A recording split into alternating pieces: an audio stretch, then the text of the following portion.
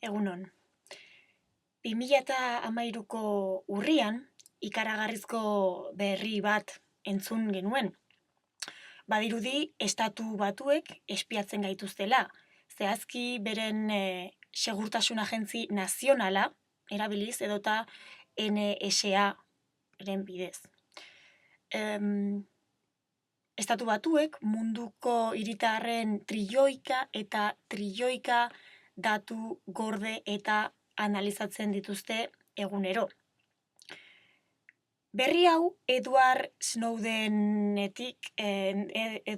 eskuetatik etorri zen. Edward Snowden NSA lan egiten zuen datu analista bat zen, eta momentu batean erabaki zuen Estatu Batuen sekretu handi hori argitaratu behar zuela. Snowdenen dokumentuen arabera, munduko 122 lider espiatu dituzte NSA-ko langileek, eta horien arteko bat Angela Merkel da. Berri hau osongi gogoratzen dut, entzun nuen lehenengo aldian Alemanian bizitzen nintzelako. Goizeago izan, bizikleta hartu nuen lana joateko, eta irratian berri hori entzun nuen. Hasieran pentsatzen nuen broma bat zela. Baina gero lanera iristerakoan konturatu nintzen mundu guztia hori entzuten saiatzen ari zela, eta irrati eta telebista kate guztiek tertuliak, debateak eta elkarrizketak antolatu zituzten eskandalu horri buruz hitz egiteko. Baina Angela Merkel kantzilerra ez zen espiatutako estatu buru bakarra. 122ko zerrenda horien artean, zeuden adibidez Mexikoko presidentea, Enrique Peña Nieto, Alexander Lukashenko, Bielorrusiako presidentea, edota Ukrainiako lehen ministroia Julia Timoshenko. Snowdenen dokumentuen arabera, NSA agentziak egunero 200 milioi SMS gordetzen ditu eta aztertzen ditu, eta baita 5.000 milioi telefono dei ere. Horrez gain, interneteko datu volumen ikaragarriak ere gordetzen ditu, eta hori dena Microsoft, Google, Facebook, Apple eta bestelako interneteko erraldoien laguntzei esker.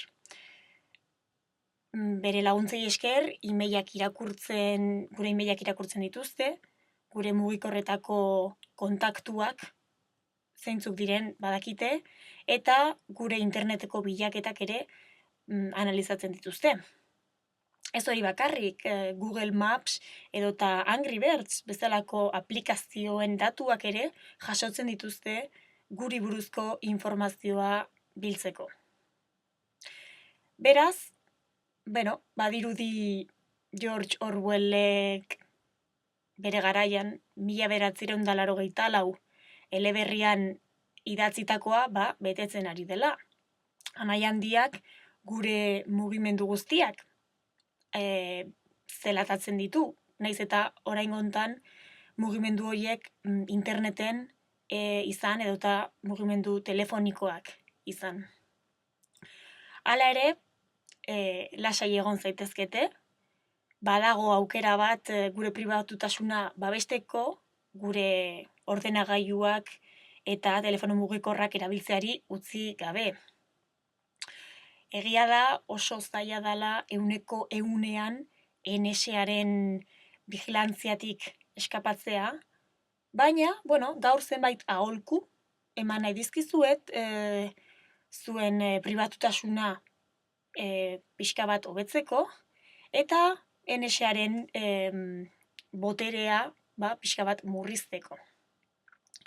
Lehenik eta behin, gomendatzen dizuet interneteko nabigatzaile tradizionalak alde batera uztea. Seguruenik Internet Explorer, Safari edota Google Chrome erabiltzen dituzue interneten nabigatzeko. Nik gomendatzen dizuet Firefox nabigatzailea erabiltzea. Ez bakarrik, nire ustez errazena eta komodona delako, baizik eta pribatutasunari dagokionez, konfigurazio aukera gehiago eskaintzen dituelako. Nire bigarren aholkua bilatzaileari buruz da. Gure bilatzailea aldatu behar dugu. Eta horrek esan nahi du Google ez degula erabili behar.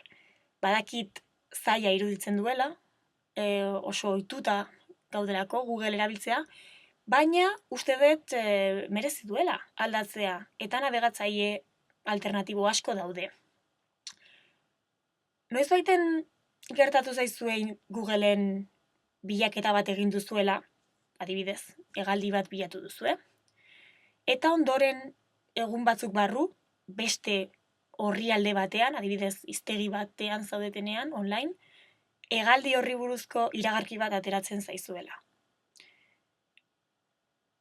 Hori Googleek antolatutako iragarki sistema mota bat da, cookieak erabiltzen ditu hortarako.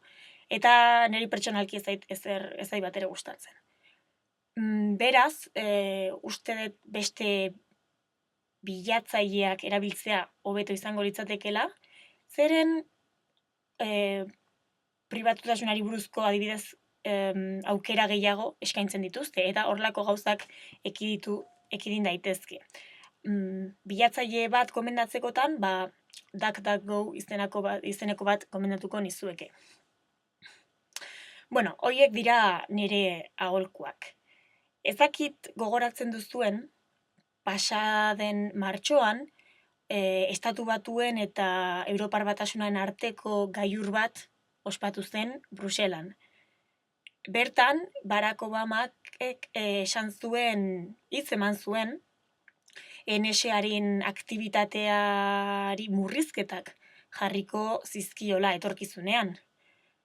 Nik ez dakit benetan esaten zuen eta hau benetan gertatuko den edo ez.